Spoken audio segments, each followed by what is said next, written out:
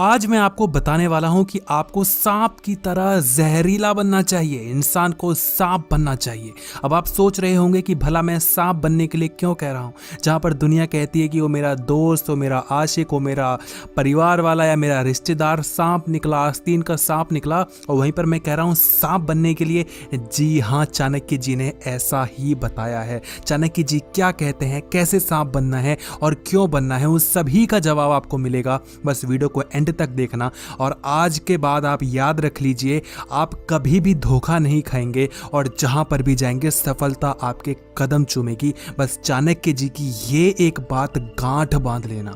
चाणक्य जी ने तमाम जानवरों से कुछ ना कुछ सीखने की बात कही है और मैंने बहुत वीडियो में आपको बताया है। जैसे वो कहते हैं कि कुत्ते से आपको सीखना चाहिए कि आपको वफादार रहना चाहिए, सतर्कता दिखानी चाहिए, संतुष्ट रहना चाहिए, है ना। और गधे से आपको सीखना चाहिए कि हमेशा मेहनत करते रहो, चाहे ठंड हो चाहे गर्मी हो, आपको लगातार मेहनत करते रहनी चाहिए। ऐसे आपको बगुले से सीखना चाहिए कि किस तरीके से अपने इंद्रियों को वश में रखा जाता है। वो एक टक निगाह देखते रहता है और जैसे ही अपने शिकार को देखता है पकड़ लेता है। ऐसे आपको सीखना चाहिए कौवे से कि कितना ही कोई उसका यार दोस्त क्यों ना हो, कभी भरोसा नहीं करता। ऐसे सांप से भी बहुत चीजें सीखने के लिए कही हैं। सबसे पहली चीज जो कि सांप से हमको सीखना चाहिए कि हमेशा लोगों को अपने वश में करो, कभी किसी के वश में खुद मत हो जाओ। जो सांप होता है वो बहुत सुंदर लगता है देखने में। कभी भी सांप आप उधर कभी देख लें उसको चलते हुए तो भीड़ लग जाती है, सुंदर दिखता है। कई सांप बहुत ही सुंदर होते हैं जो देखने में ऐसे आमतौर पर आते नहीं हैं, लेकिन मुद्दे की बात यह है कि सांप सुंदर होता है लेकिन उसका डर भी उससे दुगना होता है। आप देख सकते हैं सांप को लेकिन छू नहीं सकते। आप दूर तक ही उसको देखेंगे, पास कभी जाने की हिम्मत भी ना कर पाएंगे। पता है क्यों? क्योंकि सांप ने आपको अपने वश में कर रखा है। आप कितना ही उसको अच्छा मान लीजिए, कितना ही दिखने में अच्छा मान लीजिए, कितना ही उतावला और कितना ही मनोरंजक मान लीजिए, लेकिन आप कभी पास ना जाएंगे। ऐसे ही आपको भी हमेशा अपना डर बनाना चाहिए। मैं ये नहीं कह रहा कि ऐसा डर बना दो कि कोई आपके पास आ ही ना पाए, लेकिन मैं ये भी कहना चाहता हूँ कि कभी लोगों को इतने भी पास खुद के मत ले आओ कि लोग आए और तुम्हें धोखा दे जाएं। दूसरी चीज आपको सांप से सीखना चाहिए कि हमेशा कभी किसी को पहले मत छेड़ो। पहले छेड़ना नहीं चाहिए। सांप कभी पहले नहीं छेड़ता। हम इंसान यूं ही डरते रहते हैं कि सांप को मार देते हैं, लाठी लेकर आओ, मार दो, सर कुचल दो, जमीन में दफना दो, ये कर। अरे सांप कभी भी पहले वार नहीं करता, आपने भी सुना होगा। और इससे हमें भी सीखना चाहिए कि हमें कभी पहले वार नहीं करना चाहिए। मगर सांप को अगर छेड़ोगे तो आपको अच्छे से छेड़ के रख देगा। ऐसे ही जब आपको कोई छेड़े तो ठीक है, एक बार माफ़ किया, दो बार माफ़ किया, लेकिन तीसरी बार नहीं मुन्ना, फिर तो आपको पकड़ के जो उसको धोना चाहिए, मज़ा आ जाए, है ना। कभी किसी को ऐसी जाने मत दीजिए। अगर फॉर ग्रांटेड लेंगे, हल्के में लेंगे, तो लोग आपको ऐसे ही बदनाम करेंगे, आपकी बेइज्जती करेंगे, आपको नीचा दिखाएंगे।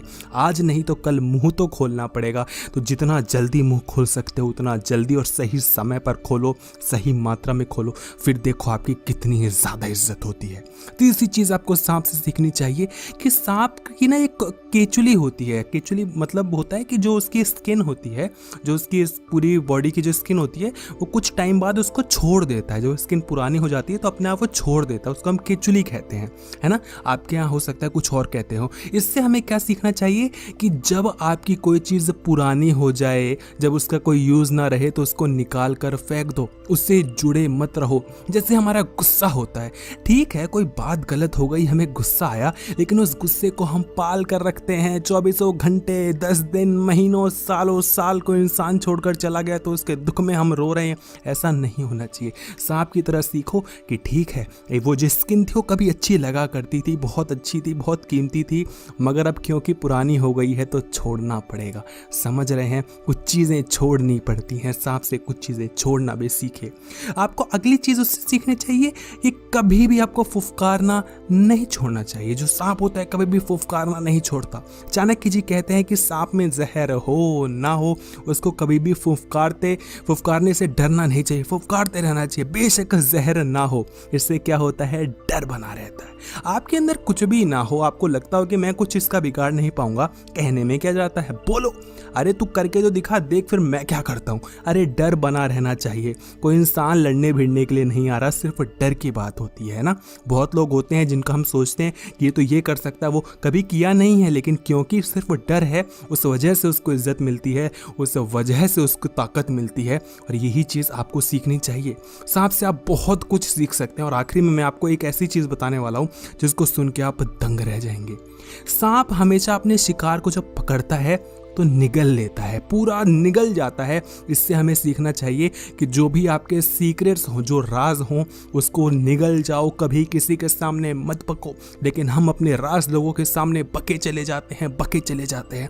आपको इससे बचना चाहिए। उम्मीद करता हूँ कि आपको वीडियो अच्छी लगी होगी, और अगर अच्छी लगी तो एक रिक्वेस्ट है, छोटी सी रिक्वेस्ट है कि वीडियो को लाइक ज़रूर कर देना। वीडियो को लाइक और वीडियो को शेयर कर देना अपने सभी दोस्तों में। आपसे बहुत ज़्यादा रिक्वेस्ट है, देकर प्लीज़ ऐसे ही मत जाया करिए, मुझे भी अच्छा लगेगा। धन्यवाद।